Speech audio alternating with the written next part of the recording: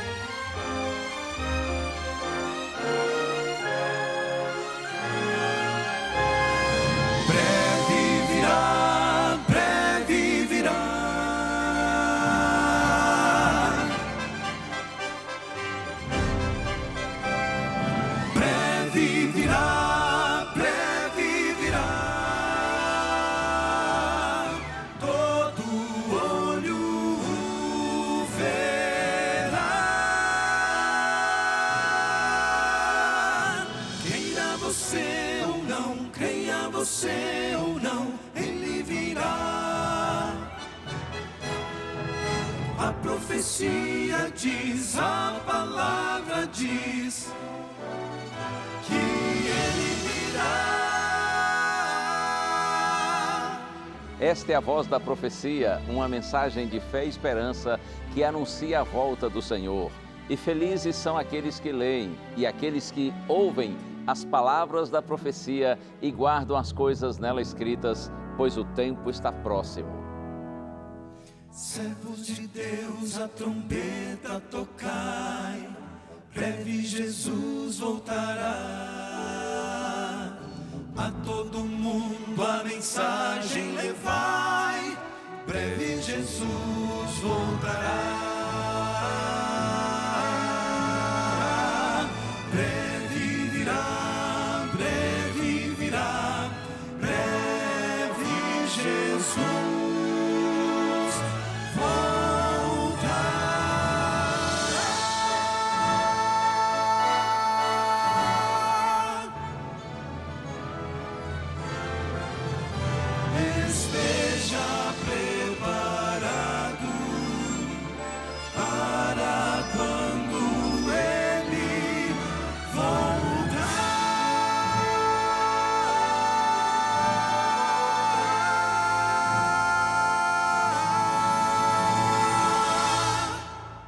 Muito bem, este é o seu programa A Voz da Profecia e eu quero cumprimentar você, abraçar você que neste momento acompanha o nosso programa, seja através da TV Novo Tempo, aí em canal aberto na sua cidade, não sei se esse é o caso, ou talvez você tenha antena parabólica, ou quem sabe você está assistindo por meio de alguma TV a cabo, TV por assinatura, seja como for, é muito bom ter a sua companhia.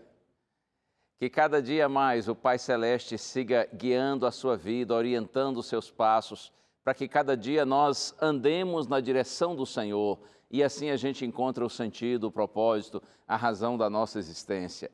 Eu gosto de pensar que em nossa conexão com o nosso Criador, nós nos encontramos com nós mesmos, nós nos encontramos com os nossos semelhantes, nós nos encontramos com a vida, nós descobrimos a razão de viver. Viva assim, em conexão com o Criador, juntinho do Pai Celestial, e você verá que assim vale a pena viver. No programa de hoje, a gente segue ouvindo o Quarteto Arautos do Rei cantar, sempre essas músicas deliciosas que nos aproximam de Deus, que nos falam do amor de Deus por nós. E hoje a gente tem um daqueles testemunhos fortes, de alguém que esteve no fundo do poço. Para você ter ideia, esta pessoa do nosso testemunho de hoje chegou a viver na Cracolândia, em São Paulo, mas hoje é um estudante de teologia lá na FADBA, na Bahia. Está se preparando para ser um pastor. Coisas de Deus, glorificado seja o nome do Senhor. E eu terei, é claro, o prazer de abrir a palavra de Deus com você. E nós vamos meditar um pouquinho sobre a genuína fé. A fé que está centrada em Deus e não apenas nas respostas de Deus. Isto é maravilhoso. Nós veremos através dos testemunhos do apóstolo Paulo, um homem de Deus, de que vale a pena confiar no Senhor, mesmo em meio às dificuldades da vida. Chegou a hora, estamos juntos, está no ar a Voz da Profecia.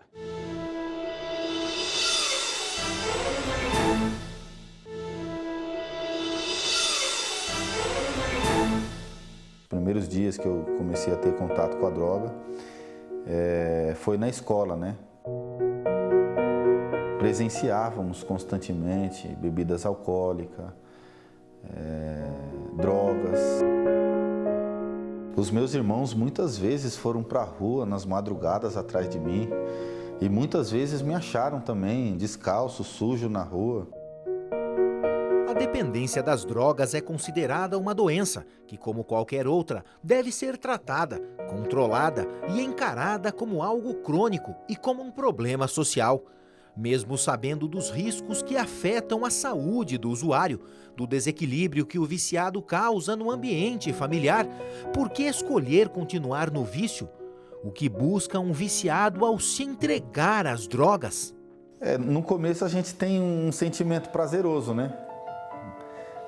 Até que você começa a perceber que a droga está destruindo sua vida, seus relacionamentos, a sua família, os seus vínculos sociais, o seu trabalho. Você vai se aprofundando na droga, vai vendo a intensidade do prejuízo que ela pode causar nos vários aspectos, né, da vida. Começou a fazer com que o meu sentimento pudesse mudar pela droga, né? Antes que era um sentimento prazeroso, uma aventura legal, eu comecei a sentir aquela preocupação porque eu já estava me vendo como um escravo da droga. Os primeiros dias que eu comecei a ter contato com a droga foi na escola, né? Onde eu estudava. Então ali eu comecei a ter o primeiro contato com a droga, com a maconha especificamente, né?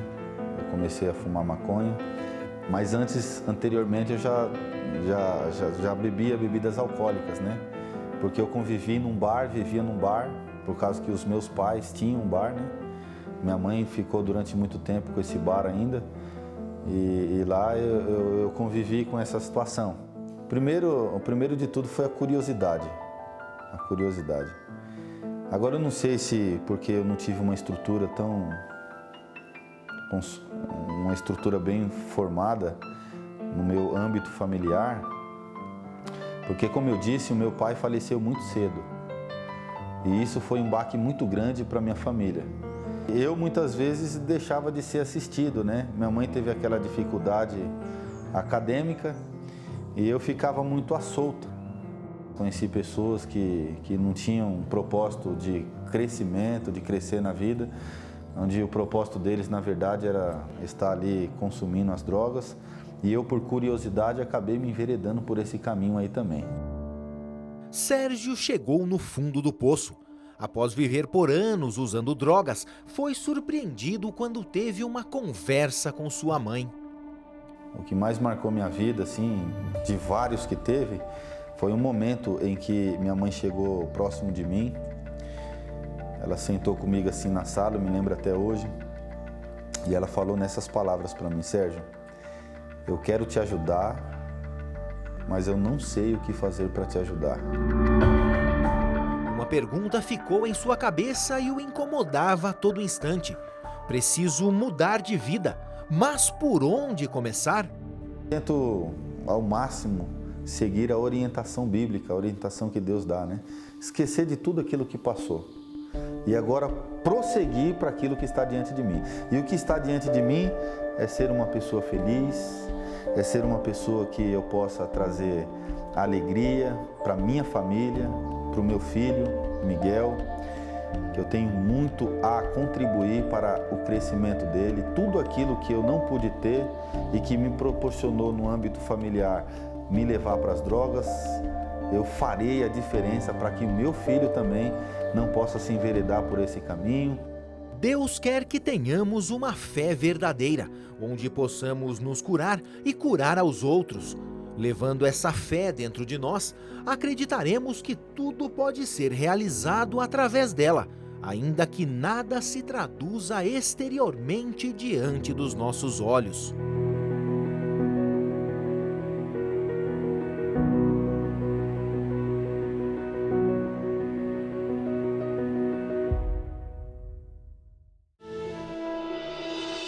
Que história forte é essa, hein? Tremendo. Como é bom ver como Deus age, como o Senhor tem misericórdia dos seus filhinhos e aqueles que de alguma maneira se submetem a Ele, são sensíveis à voz do seu Espírito, são por Ele alcançados e são também transformados. Deus continue abençoando você, Sérgio.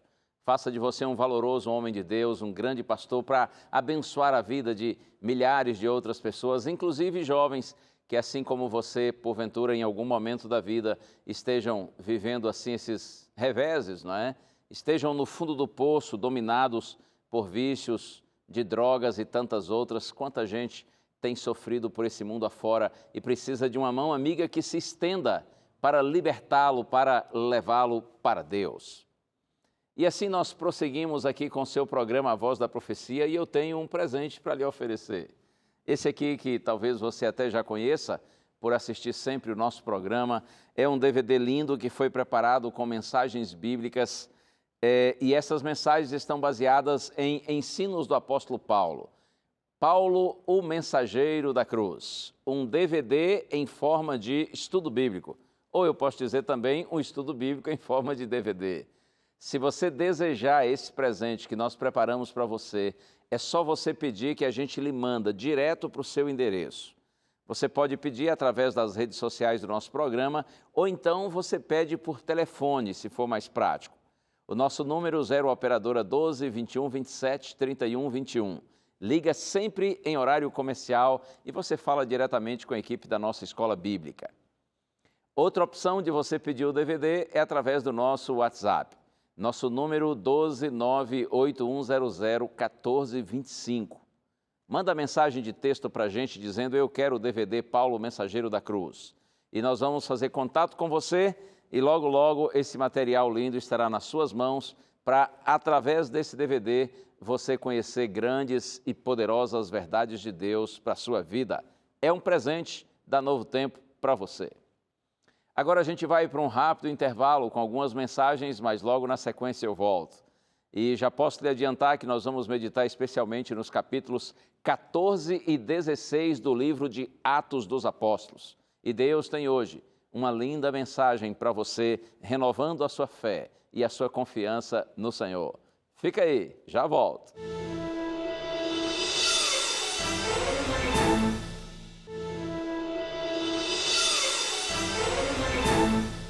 Estamos juntos aqui do seu programa A Voz da Profecia e muito obrigado porque você está aí, porque você escolhe dentre tantas outras opções de TV e quem sabe tantas outras coisas para fazer, você escolhe agora estar aqui na TV Novo Tempo, o canal da Esperança.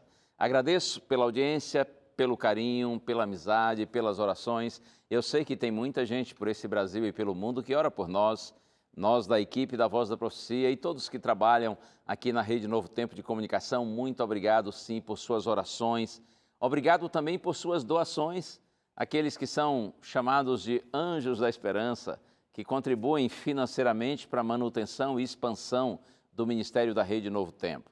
Bênçãos de Deus sobre todos vocês e que cada dia mais a gente estejamos todos unidos, né? Andando na direção de Deus, fazendo da vontade de Deus o norte da nossa vida, o sentido da nossa existência. Assim nós nos tornamos pessoas realmente felizes e realizadas. Vamos abrir a Bíblia para estudar um pouquinho o livro sagrado, mas antes disso, a gente ora, pedindo a bênção de Deus. Pai querido, sobre todos que oram comigo agora, Senhor, eu peço a Tua bênção, para que juntos nós compreendamos Tua palavra. E se tem alguém, Senhor, que está sendo provado, no sentido assim de viver um momento difícil, adverso na vida, eu te suplico, Pai, abençoe esse teu filhinho, essa tua filhinha, para que a despeito das dificuldades prossiga olhando para o Senhor, olhando para o céu e não desista. Eu te suplico, Senhor, com gratidão, no nome santo de Jesus. Amém. Amém, amém. Vamos já então à Bíblia, Atos dos Apóstolos, capítulo 14. Isso aí. Atos dos Apóstolos, capítulo 14. Alguns dizem que esse livro chamado de Atos dos Apóstolos poderia muito bem também ser chamado de Atos do Espírito Santo, porque a gente vê durante todo o livro, toda a narrativa aqui apresentada, como o Espírito Santo agiu no início da igreja cristã, conduzindo os filhos de Deus para que cumprissem a missão que o Senhor lhes confiou. E é bom saber que esse mesmo Espírito que agiu no início da igreja, segue agindo ao longo dos séculos, está atuando hoje na minha vida, está atuando no mundo, levando as pessoas para Deus, e creia, até o final da história, o Espírito do Senhor estará agindo para que os homens se reconciliem com Deus, e louvado seja o Senhor pelo Santo Espírito. Atos dos Apóstolos, capítulo 14. Sabe que aqui nesse capítulo 14, Paulo ele está em companhia de Barnabé, fazendo sua primeira grande viagem missionária. E o texto bíblico diz aqui que eles chegaram à cidade de Listra, uma cidade que ficava na província romana da Galácia. Ali Paulo ele vê um homem aleijado. Está aqui a partir do verso 8, exatamente. Está escrito que ele viu um homem aleijado, paralítico desde o seu nascimento, o qual jamais pudera andar. Esse homem ouviu falar Paulo que, fixando os olhos nele e vendo que possuía fé para ser curado, disse-lhe em alta voz: apruma-te direito sobre os pés. E ele saltou e andava. Paulo está pregando lá na cidade de Listra, e ele vê que esse homem aleijado, ele está ouvindo a pregação. Certamente era um homem que pouco sabia a respeito de Deus e a respeito do Evangelho, mas uma pessoa sincera, uma pessoa temente a Deus. Há tantos por aí assim, não é? Que eles têm um conhecimento muito raso, muito superficial a respeito de Deus, mas são pessoas sinceras, que na sua pouca compreensão do Evangelho estão procurando viver com sinceridade dentro do que entendem. Paulo notou que esse era um homem sincero, era um homem temente a Deus. Paulo teve compaixão dele, e então Paulo, movido pelo Espírito Santo, num ato de tremenda coragem, ele olhou aquele homem e disse assim: apruma-te direito sobre os teus pés, pelo poder de Deus, é claro. E o texto bíblico diz que o homem ficou curado e saltou e passou a andar. Agora, se você seguir na leitura aqui do texto a partir do verso 11, Atos 14, a partir do verso 11, está escrito que quando as pessoas da cidade de Listra, aqueles que estavam ali próximos, que ouviam a pregação de Paulo, que viram o milagre da cura desse homem aleijado, quando as pessoas contemplaram esse fato extraordinário, elas começaram a gritar na língua deles, dizendo assim: os deuses em forma de homens baixaram até nós. E aí a Barnabé, o amigo de Paulo, chamavam de Júpiter, e a Paulo Mercúrio. E o sacerdote de Júpiter, cujo templo estava em frente da cidade, já queria fazer sacrifícios juntamente com as multidões, sacrifícios em honra a esses supostos deuses em forma de homens que estavam no meio deles, considerando que Paulo e Barnabé fossem deuses. E aí no verso 14 está escrito que quando Paulo e Barnabé compreenderam a situação, eles saltaram para o meio da multidão e clamando e dizendo assim: senhores, por que vocês fazem isso? Nós também somos homens como vocês, sujeitos aos mesmos sentimentos que vocês, e nós estamos aqui para anunciar o Evangelho para que dessas coisas vãs, ou seja, dessas ideias equivocadas, desses supostos deuses que aparecem em forma de homens, para que dessas ideias vocês se livrem, dessas coisas vãs vocês se afastem e se convertam ao Deus vivo, o Deus que criou o céu, que criou a terra, o Deus todo-poderoso, o Deus que nos dá chuva e faz a terra frutificar e as flores crescerem e frutificarem, enfim, o Deus que nos dá alegria. E aí está escrito aqui que foi com muita dificuldade que Paulo e Barnabé conseguiram impedir as multidões que lhes oferecessem sacrifícios. Ei, disseram Paulo e Barnabé, por que vocês estão fazendo isso? Que ideia é essa de vocês de que nós somos deuses? Por que vocês querem oferecer sacrifícios a nós? Nós somos homens como vocês. Nós estamos sujeitos aos mesmos sentimentos que vocês. Nós também sentimos tristeza, alegria, cansaço, frio, calor, saudade. Nós também choramos, nós também sorrimos. Nós somos como vocês. Nós não somos diferentes de vocês. Se livrem dessas ideias idólatras. Somos todos iguais, somos todos humanos. Você sabe que, quando eu leio esse texto, eu fico pensando assim, às vezes nós temos uma tendência muito forte, não é? De, assim, superestimarmos algumas pessoas.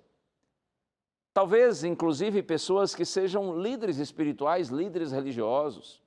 Isto é um assunto muito sério e muito perigoso.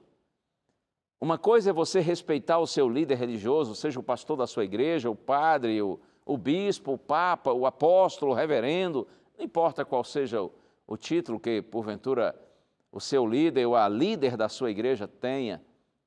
A gente, claro, deve respeitar. A Bíblia diz que nós devemos ter os nossos líderes em elevada consideração, devemos tratá-los com duplicada honra, mas calma, há limites, não é? A gente não pode idolatrar pessoas. Afinal de contas, nós somos todos gente, não é?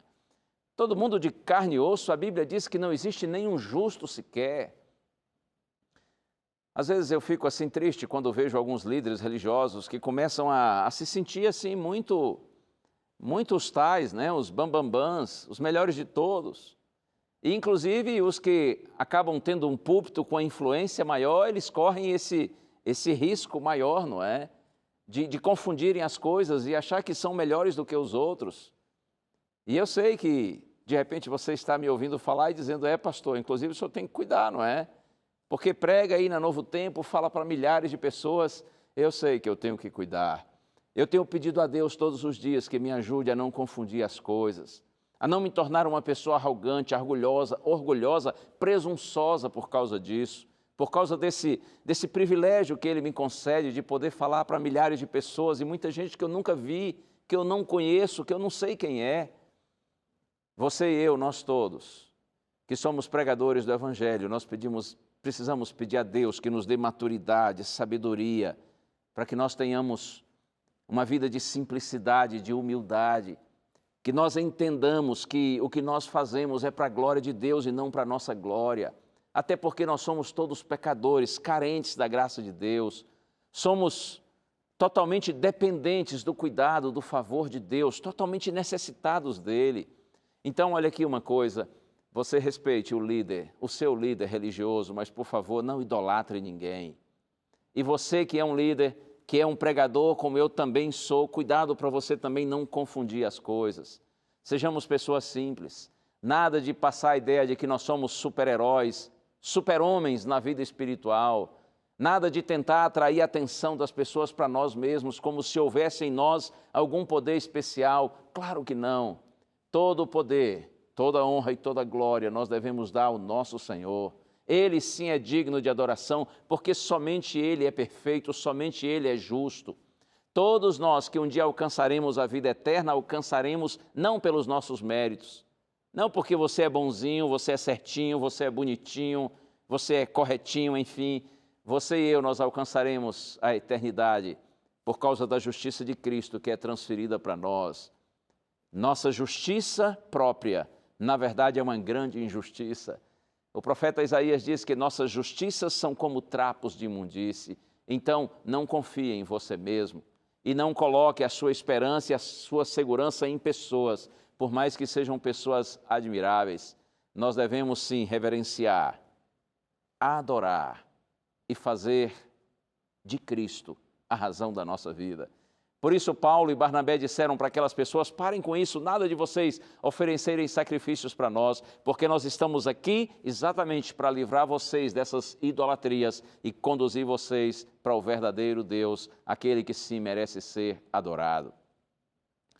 Olha aqui uma coisa interessante, como as pessoas são, como elas são inconstantes, não é? Como são volúveis. Quando a gente lê o texto aqui, a gente percebe que de uma hora para outra, a multidão mudou completamente o conceito em relação a Paulo e Barnabé. A princípio estavam vendo como se eles fossem deuses. Mas olha só agora, a partir do verso 19. É Atos 14, 19. Sobrevieram, porém, judeus de Antioquia e Icônio, e instigando as multidões e apedrejando a Paulo, arrastaram-no para fora da cidade, dando por morto. Paulo e Barnabé, eles já tinham passado em 2 cidades antes de chegarem a Listra. Eles passaram em Antioquia e Icônio. Das 2 cidades, eles saíram assim, apressadamente, por conta da oposição que receberam, por serem pregadores do Evangelho. Agora, então, alguns desses opositores de Antioquia e de Icônio, eles chegam à cidade de Listra, e enquanto o povo está encantado com Paulo e Barnabé, ao ponto de imaginar que eles eram deuses em forma de homens, esses judeus inimigos de Paulo e Barnabé que chegaram a Listra, eles fazem a cabeça do povo, eles mudam a opinião da multidão de uma hora para outra, e em vez de serem heróis, Paulo e Barnabé são considerados vilões, trapaceiros, enganadores. E a situação se complica para eles, ao ponto de, conforme o texto bíblico diz, que Paulo foi apedrejado e arrastado para fora da cidade e considerado morto. Mas Paulo não estava morto. Certamente caiu inconsciente por conta das pedradas que levou, mas ele não estava morto. Pela providência divina, Paulo não morreu aquele dia, mas ele caiu inconsciente. E aí os irmãos vieram, rodearam Paulo e procuraram cuidar dele. Logo notaram que estava inconsciente, mas não morto. E o texto bíblico diz que levaram Paulo de volta para dentro da cidade, não é? Só que quando foi no dia seguinte, Paulo já estava bem, já estava recuperado, certamente que ferido, mas em condições de viajar. E o texto bíblico diz que Paulo partiu com Barnabé para uma outra cidade, a cidade de Derbe. E aí, final do verso 21 diz assim, voltaram para Listra, Icônio e Antioquia. Afinal de contas, o que é isso? O que foi que Paulo, depois de ser apedrejado em Listra, e sai de Listra para a cidade de Derbe, o que foi que Paulo voltou para fazer em Listra? E, inclusive também nas cidades de Antioquia e de Icônio. Ora, se ele foi maltratado, se houve uma tentativa de assassinato, por que ele volta a essas cidades, inclusive a Listra, onde foi apedrejado? Paulo voltou para dizer aos irmãos assim, irmãos, eu só passei aqui para avisar vocês que eu estou desistindo do Evangelho. Eu desisti de ser um pregador do Evangelho, porque por onde eu passo eu sou incompreendido. E em decorrência disso eu sou perseguido, sou maltratado, judiado. E olha aqui uma coisa, eu estou falando a respeito de Deus para as pessoas, mas na hora que eu mais preciso de Deus, Deus não cuida de mim. Deus permite que eu seja assim, judiado, maltratado. Olha, estou cansado, eu estou passando aqui para dizer a vocês que eu estou desistindo, e eu sugiro a vocês que desistam também, abandonem a igreja, abandonem o Evangelho, abandonem a fé, desistam de Deus, porque isso não funciona, nada a ver, olha, tchau, estou indo embora, valeu, não quero mais saber disso não. Foi assim, não foi? Foi com essa intenção que Paulo voltou a Listra, foi? Não. Claro que não. Tem gente aí me assistindo e pensando assim, pastor, para de falar essas coisas. Não é isso que a Bíblia diz. Não, eu vou ler agora o verso 22. Atos 14, verso 22. Eu acho isso aqui tão lindo, está escrito assim. Por que Paulo voltou à cidade de Listra? Está escrito, fortalecendo a alma dos discípulos, exortando-os a permanecer firmes na fé e mostrando que através de muitas tribulações nos importa entrar no reino de Deus. Ei, Paulo voltou àquelas cidades onde ele foi perseguido com a intenção de consolar, de confortar a igreja, para, como diz o texto, fortalecer a alma dos discípulos e motivá-los a fim de que permanecessem firmes na fé e dizendo para eles assim, irmãos, importa-nos em meio a muitas tribulações entrar no reino de Deus. Irmãos, não se iludam, as dificuldades existem até para aqueles que são fiéis ao Senhor, que estão procurando viver para a glória do Senhor. Nós estamos sujeitos à incompreensão, à perseguição, mas olha aqui uma coisa, importa-nos, em meio a muitas tribulações, entrar no reino de Deus. Isso para mim é sinal de uma fé inabalável, uma fé firme em Deus, incondicional. Eu gosto de pensar que a genuína confiança em Deus, ela vai muito além de uma fé que apenas quer respostas de Deus. A fé amadurecida, ela quer Deus. A fé superficial se firma nas respostas de Deus, quando essas respostas são segundo o nosso interesse, a nossa vontade, mas a fé genuína está baseada no próprio Deus. Mesmo que as respostas não venham, o Senhor é Deus, Ele continua sendo Deus, Ele não muda, Ele é bom, Ele tem poder, Deus me ama, Ele pode e Ele quer me ajudar, Deus sabe o que é melhor para mim, Deus está conduzindo a minha vida, mesmo, repito, quando as respostas que eu gostaria de ter de Deus, eu não as recebo. A genuína fé se submete à vontade de Deus em todo o tempo. Isto é fé. Eu gosto muito desse exemplo de Paulo, machucado, judiado, maltratado por causa do Evangelho, mas ainda assim ele volta para consolar a igreja e dizer: meus irmãos, não desistam do Senhor, permaneçam firmes na fé, porque nos importa, em meio a muitas tribulações, entrar no reino de Deus. E como é bom poder compartilhar essa palavra de Deus com você agora, porque eu sei que Deus está falando para alguns filhinhos de Deus que estão passando por momentos difíceis.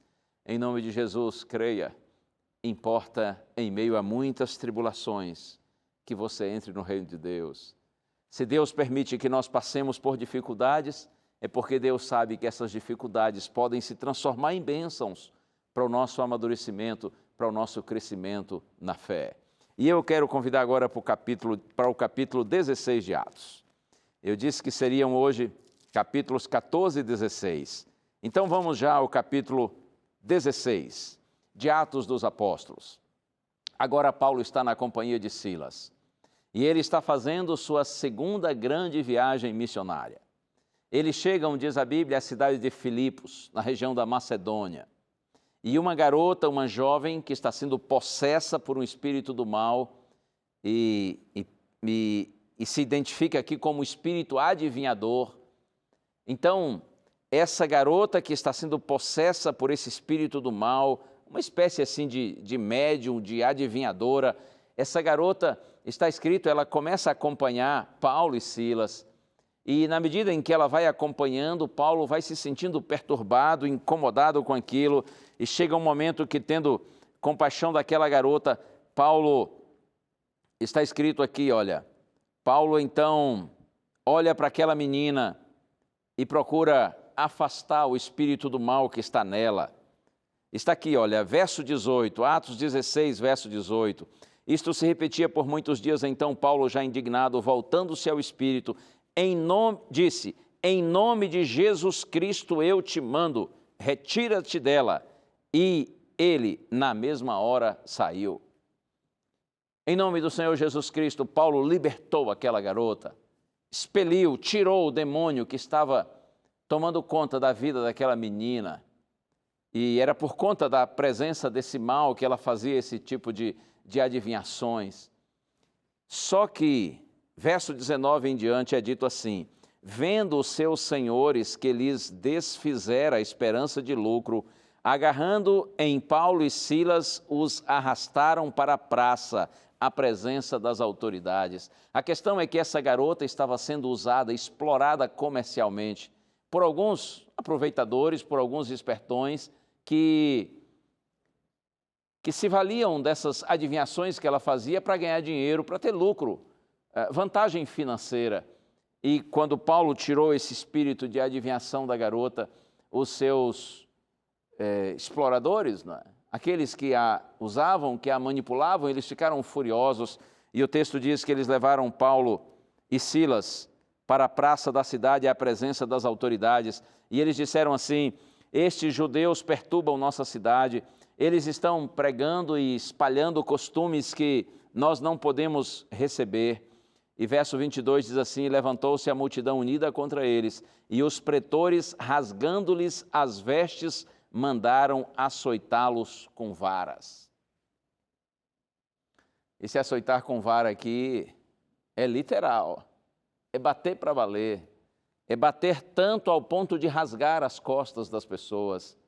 Isso era uma espécie de tortura. Paulo e Silas foram açoitados com varas, e ainda está escrito assim, olha, que depois eles foram lançados no cárcere, e foi ordenado ao carcereiro que os guardasse com toda a segurança, e este, recebendo tal ordem, levou-os para o cárcere interior e lhes prendeu os pés no tronco. Que coisa tremenda, hein? Imagine a situação. Paulo e Silas estão pregando, anunciando o evangelho. Eles libertam uma garota que está sendo possessa pelo mal, mas de repente aqueles que exploravam comercialmente a menina conseguem manipular as autoridades da cidade e o povo de modo geral, ao ponto de Paulo e Silas serem considerados impostores, traidores, pessoas que ensinavam costumes que não podiam e não deviam ser seguidos. Enfim, eles apanham, levam uma corça, uma surra com varas que rasgavam, que cortavam as costas. Depois eles são levados para uma prisão subterrânea e ali eles têm os seus pés presos no tronco. Os pés eram presos no tronco não apenas por uma questão de segurança, para que o preso não fugisse, mas era uma maneira de fazer o indivíduo que estava preso sofrer ainda mais. Era uma forma de tortura. E essas prisões subterrâneas, via de regra, eram lugares escuros, com mau cheiro, e durante o inverno extremamente frios ou no calor extremamente quentes. Um lugar insuportável. Ali estavam Paulo e Silas, com as costas rasgadas, sangrando, com os pés no tronco, numa masmorra, numa prisão subterrânea, num lugar escuro, fétido, frio ou quente demais, sozinhos, abandonados. E quer saber o que aconteceu? Paulo desanimou por completo. E ele começou a reclamar e a chorar, e chegou ao ponto de xingar, de blasfemar. E ele e Silas gritavam dentro da prisão e diziam assim: chega, nós não queremos mais essa questão de cristianismo, nós não cremos mais em Jesus Cristo, nós não queremos mais saber de Deus, nós não queremos mais pastorear a igreja de Deus, chega, nós desistimos, a gente não aguenta mais. Foi assim? Não, foi assim não. Calma, não se assuste com isso. Eu só estou provocando você para mostrar para você agora o que realmente aconteceu. Olha que coisa linda, está escrito aqui, Atos 16, verso 25, ouça bem isso. Por volta da meia-noite, Paulo e Silas oravam e cantavam louvores a Deus, e os demais companheiros de prisão escutavam. Oh, glória! Deus seja louvado. Por volta da meia-noite, ali naquela masmorra, naquele cárcere interior, com as costas rasgadas, com o corpo doendo, com os pés presos no tronco, naquele lugar escuro, o que Paulo e Silas faziam? Eles oravam e cantavam louvores a Deus. Eles glorificavam o nome do Senhor. Como alguém pode glorificar a Deus num momento assim tão difícil? É possível, desde que você experimente a genuína fé, que é muito mais do que uma teoria, um conceito ou palavras bonitas, mas é uma experiência com Deus que o mundo não consegue entender, que os homens não conseguem explicar. Aqueles que têm essa fé inabalável em Deus, eles desfrutam a paz que o apóstolo Paulo diz excede todo o entendimento. É assim. Quando você tem essa fé inabalável em Deus, a paz de Deus está no seu coração, e essa paz de Deus vai além da compreensão humana, porque a paz de Deus, ela independe de circunstâncias. Você compreende? Sejam as circunstâncias fáceis ou difíceis, agradáveis ou desagradáveis, quando você tem a paz de Deus no seu coração, ainda que você sinta tristeza, mas você não se desespera. Essa paz de Deus é fruto da genuína confiança, da inabalável confiança no Senhor. Paulo e Silas oravam e cantavam louvores a Deus no auge do sofrimento. E eu acho interessante quando o texto diz assim: e os demais companheiros de prisão escutavam. Certamente aqueles homens que estavam presos ali estavam acostumados a ouvir xingamentos, reclamações, gritos, lamentações, queixas. Estavam certamente acostumados a ouvir brigas, palavrões, enfim. Mas de repente, durante a meia-noite, enquanto eles estão dormindo, eles começam a ouvir um cântico de louvor a Deus, uma música suave, que está sendo cantada por dois homens que foram tremendamente judiados e colocados ali, naquela posição de sofrimento e tortura, mas eles estão glorificando a Deus, e as pessoas que estão na prisão param e escutam e ouvem. Eu aproveito para lhe dizer, a melhor hora de você testemunhar de Deus para as pessoas é exatamente quando você está sofrendo, mas ainda assim você glorifica seu Deus. Muitas vezes Deus permite que seus filhinhos passem por sofrimentos, para que através do nosso testemunho, aqueles que estão ao nosso redor ouçam a voz de Deus. Quando a coisa está muito boa para a gente está glorificando a Deus, os que estão ao nosso redor poderão dizer: você louva a Deus porque afinal de contas Deus lhe abençoa tanto. Você está aí na boa, só prosperando, tudo dá certo para você. Ora, já que as coisas são tão fáceis para você, então é natural que você esteja feliz e dê louvores a Deus. Mas quando as coisas estão difíceis para você, quando você está sofrendo, quando você está passando por uma tremenda dificuldade, mas ainda assim você glorifica a Deus, aqueles que talvez antes não escutavam seu testemunho, agora eles param para ouvi-lo, eles param para observá-lo.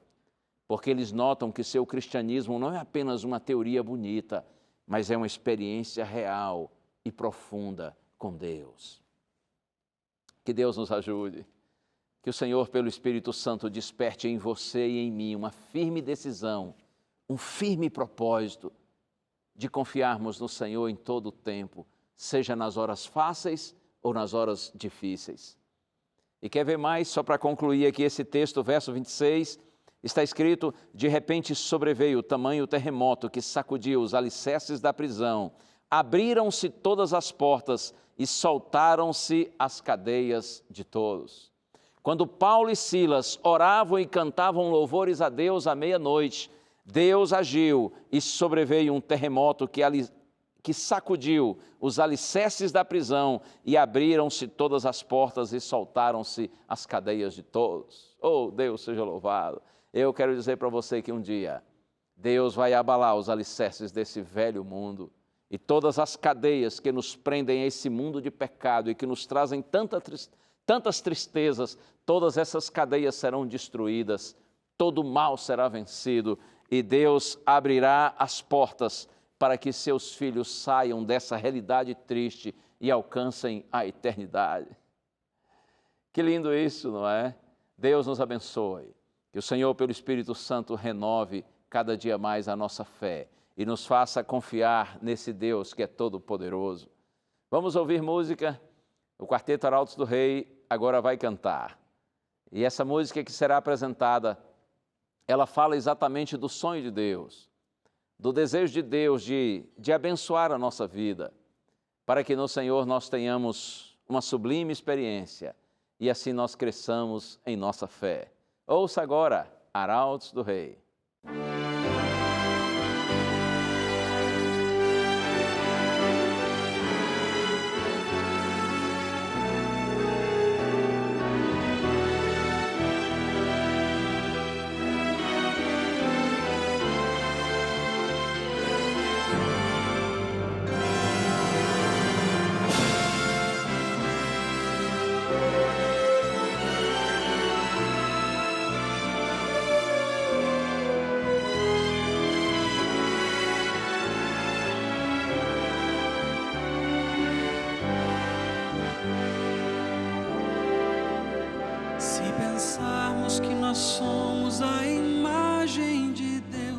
e que o Espírito de Deus habita em nós. Se lembrarmos quão imenso e quão santo é Deus e sentirmos como é bom ouvir sua voz, vamos logo perceber que não importa jamais se bem longe nós estamos de Jesus. Nós teremos o descanso e fruiremos a paz se apenas caminharmos para a luz. Quem vem a mim, disse um dia o Mestre Jesus, de modo algum o desprezarei, pois nos aceita do jeito que somos e nos transforma em filhos diletos de um rei. Mas se você quer ver hoje um milagre aqui, pra só então começar a voltar, não veja mais tal milagre aconteça, pois saiba que o primeiro milagre é confiar. Se o amor de Deus expresso por seu Filho Jesus impressiona e toca o nosso coração, se a paz que tudo excede então começa a crescer, nos invade e enche a vida de emoção, é exatamente aí que o milagre maior tem lugar e o homem pode renascer. Ao momento incomparável todos podem sentir, é a experiência áurea do viver. Quem vem a mim, disse um dia o Mestre Jesus, de modo algum o desprezarei, pois nos aceita do jeito que somos e nos transforma em filhos diletos de um rei. Mas se você quer ver hoje um milagre aqui, pra só então começar a voltar, não veja mais tal milagre aconteça, pois saiba que o primeiro milagre é confiar.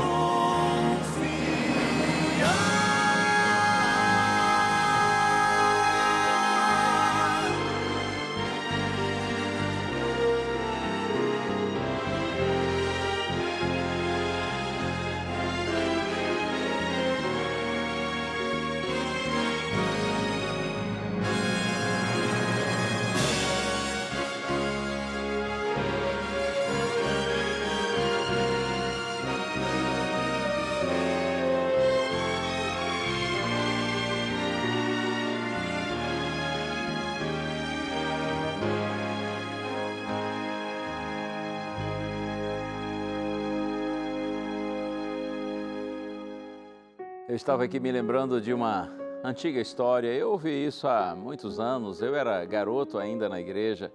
Quando ouvi essa história ser contada por um pastor, eu não sei se é uma história real ou se foi criada apenas como uma ilustração, mas a história de um equilibrista que certa vez chegou numa cidadezinha, uma pequena cidade no interior, e ele chegou ali naquela cidadezinha, colocou uma escada alta junto a um poste, amarrou a corda num poste, depois ele desceu, colocou a escada no outro poste e amarrou a ponta da corda no outro poste e fez assim uma linha exatamente entre um poste e outro.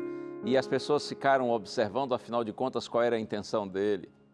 E então o equilibrista olhou para as pessoas que se reuniram ali na praça e disse assim: vocês acreditam que eu sou capaz de andar de um poste até o outro em cima dessa linha? Eu consigo me equilibrar? Vocês acreditam que isso é possível?